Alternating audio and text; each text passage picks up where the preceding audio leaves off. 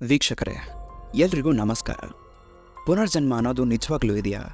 ಸಾವಿನ ನಂತರ ಮತ್ತೊಮ್ಮೆ ಹುಟ್ಟಿ ಬರೋದು ನಿಜಾನಾ? ಈಗೊಂದು ಚರ್ಚೆ ಇಂದು ಅಥವಾ ನೆನೆಯದ್ದಲ್ಲ. ಅನಾದಿ ಕಾಲದಿಂದಲೂ ಇಂತಹದೊಂದು ನಂಬಿಕೆ, ಚರ್ಚೆ ಇದ್ದೇ ಇದೆ. ಆದರೆ ಇದಕ್ಕೆ ನಿಖರ ಉತ್ತರ ಮಾತ್ರ ಸಿಗ್ತಾನೇ ಇಲ್ಲ. ಆದರೆ ಆಗೊಮ್ಮೆ ಈಗೊಮ್ಮೆ ಪುನರ್ಜನ್ಮದ ಬಗ್ಗೆ ಯೋಚಿಸುವ ಅಥವಾ ಮತ್ತೆ ಆ ಚರ್ಚೆಯನ್ನು ಹುಟ್ಟುಹಾಕೋ ಘಟನೆಗಳು ನಮ್ಮ ಕಣ್ಮುಂದೆ ಸದಾ ನಡೀತಾನೆ ಇರುತ್ತವೆ. ಸದ್ಯ ಇಂತಹದ್ದೇ ಮತ್ತೊಂದು ಘಟನೆ ಸೋಷಿಯಲ್ ಮೀಡಿಯಾಗಳಲ್ಲಿ ಸಿಕ್ಕಾಪಟ್ಟೆ ವೈರಲ್ ಆಗಿತ್ತು. ಯುವಕನೊಬ್ಬ ತನಗೆ ಬೀಳುತ್ತಿರೋ ಭಯಾನಕ ಸಾವಿನ ಕನಸಿನ ಬಗ್ಗೆ ಮಾಹಿತಿಯನ್ನು ಹೊರಹಾಕಿದ್ದಾನೆ. ಬರೀ ಅಷ್ಟೇ ಅಲ್ಲ, 500 ವರ್ಷಗಳ ಹಿಂದೆ ಸಿಡಿಪು ರೋಗದಿಂದ ಮೃತಪಟ್ಟ ಯುವಕನಿಗೂ ಹಾಗೂ ತನಗೂ ಅದ್ಯಾವುದೋ ಅನ್ಯೋನ್ಯ ಸಂಬಂಧ ಇದೆ ಅನ್ನೋದನ್ನು ಆತ ತನ್ನ ಕನಸಿನಲ್ಲಿ ಕಂಡದ್ದನ್ನು ಹೇಳ್ಕೊಂಡಿದ್ದಾನೆ.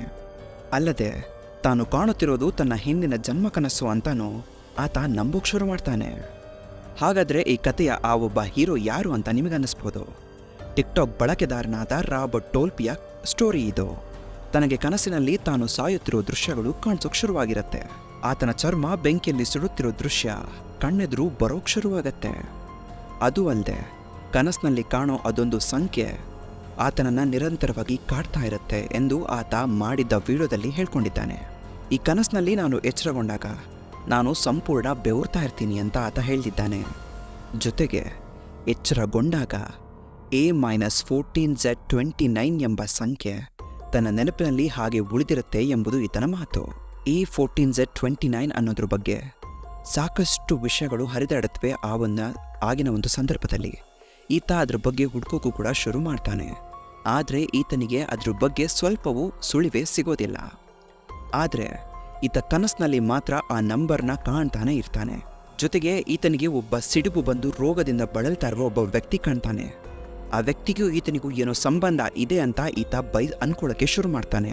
ಹೀಗೆ ಕನಸಿನಲ್ಲಿ ಕಾಣ್ತಾ ಇರೋದು ಹಾಗೆ ಎಚ್ಚರಗೊಂಡಾಗ ಕಾಣ್ತಾ ಇರೋ ಈ ಸಂಖ್ಯೆ ಬಗ್ಗೆ ರಾಬರ್ಟ್ ಗೂಗಲ್ನಲ್ಲೆಲ್ಲ ಹುಡುಕಾಡ್ತಾನೆ. ಆದರೆ ಏನೂ ಪ್ರಯೋಜನನೇ ಆಗಲಿಲ್ಲ ಅಂತೆ. ಇದೇನು ಎಂಬ ಪ್ರಶ್ನೆ ಕಾಡುತ್ತಿದ್ದಾಗಲೇ ಆತನ ತಲೆಗೆ ಒಂದು ಐಡಿಯಾ ಒಳಿಯತ್ತೆ. ಅದೇನಂತಂದರೆ ತನ್ನ ಆತ್ಮೀಯ ಸ್ನೇಹಿತೆ. ಆಕೆ ಬಂದು ಚಿತ್ರಗಳನ್ನು ಸಂರಕ್ಷಣೆ ಮಾಡುವಂಥ ಒಬ್ಬಳು ಅಧಿಕಾರಿ ಆಗಿರ್ತಾಳೆ. ಹೌದು ವೀಕ್ಷಕರೇ, ಆತಲಿಗೆ ಈತ ತನಗೆ ನಡೀತಿರೋ ವಿಚಿತ್ರ ಘಟನೆಯನ್ನೆಲ್ಲ ಆತ ಹೇಳ್ಕೊತಾನೆ. ಜೊತೆಗೆ ಆ ಒಂದು ನಂಬರ್ ಏನು ಕಾಣಿಸ್ತಾ ಇರುತ್ತೋ ಆ ನಂಬರ್ನ ಕೂಡ ತನ್ನ ಬಾಲ್ಯ ಸ್ನೇಹಿತೆಯ ಜೊತೆಗೆ ಹಂಚ್ಕೊಳ್ತಾನೆ. ಈಕೆಗೆ ಆ ಸಂಖ್ಯೆಯನ್ನು ಕೇಳಿಸಿದಾಗ ಇವಳಿಗೆ ಮನಸ್ಸಿಗೆ ಬರೋದು ಇದು ಯಾವುದೋ ಒಂದು ಫೋಟೋನ ಟ್ಯಾಗ್ನಂತೆ ಭಾಸ ಆಗ್ತಾ ಇದೆ. ಹೌದು ವೀಕ್ಷಕರೇ, ಆ ಫೋಟೋ ನೋಡಿದ ಕೂಡಲೇ ಈತಳ ಮನಸ್ಸಿಗೆ ಅನ್ಸೋದು ಇದು ಯಾವುದೋ ಭಾವಚಿತ್ರದ ಟ್ಯಾಗ್ ಇರಬಹುದು ಅಂತ ಈಕೆ ಅನ್ಕೊಳ್ಳೋಕೆ ಶುರು ಮಾಡ್ತಾಳೆ. ಜೊತೆಗೆ ತಕ್ಷಣ ತನ್ನ ಸಿಸ್ಟಮ್ ಮುಂದೆ ಕುಳಿತುಕೊಂಡು ಸಾಕಷ್ಟು ಹೊತ್ತು ಹುಡುಕಾಟ ಶುರು ಮಾಡ್ತಾಳೆ. ಆ ಹುಡುಕಾಟದ ಕೊನೆಗೆ ಈಕೆಗೆ ಉತ್ತರ ಅನ್ನೋದು ಸಿಕ್ಕೇ ಬಿಡುತ್ತೆ. ಹೌದು, ಈಕೆ ಅಂದ್ಕೊಂಡಂತೆ ಇದೊಂದು ಹಳೆಯ ಭಾವಚಿತ್ರದ ಸಂಖ್ಯೆ ಆಗಿರುತ್ತೆ. ಅಂದರೆ ಆ ಒಂದು ಫೋಟೋದ ಸಂಖ್ಯೆ ಆಗಿರುತ್ತೆ. 500 ವರ್ಷಗಳ ಹಿಂದೆ ಸಿಡಿಪು ರೋಗದಿಂದ ಮೃತಪಟ್ಟಿರುವ ವ್ಯಕ್ತಿಯ ಭಾವಚಿತ್ರ ಅದಾಗಿರುತ್ತೆ ವೀಕ್ಷಕರೇ. ಅಚ್ಚರಿ ಅಂದ್ರೆ ಆ ಫೋಟೋನಲ್ಲಿರುವ ವ್ಯಕ್ತಿ ಕೂಡ ರಾಬರ್ಟ್ನನ್ನೇ ಹೋಲ್ತಾ ಇದ್ದಾನೆ. ಆ ಫೋಟೋ ಕಂಡು ರಾಬರ್ಟ್ ನಿಜಕ್ಕೂ ಆಶ್ಚರ್ಯಚಕಿತಗೊಂಡಿದ್ದಾನೆ ವೀಕ್ಷಕರೇ. ಹೀಗಾಗಿ ತನ್ನ ಸುಪ್ತ ಪ್ರಜ್ಞೆ ತಾನು ಹಿಂದಿನ ಜನ್ಮದಲ್ಲಿ ಸಿಡುಬಿನ ಕಾಯಿಲೆಯಿಂದ ಮೃತಪಟ್ಟಿದ್ದಾಗಿ ಹೇಳಲು ಪ್ರಯತ್ನಿಸುತ್ತಿತ್ತು ಎಂಬುದಾಗಿ ಈತನ ನಂಬಿಕೆಯಾಗಿರುತ್ತೆ.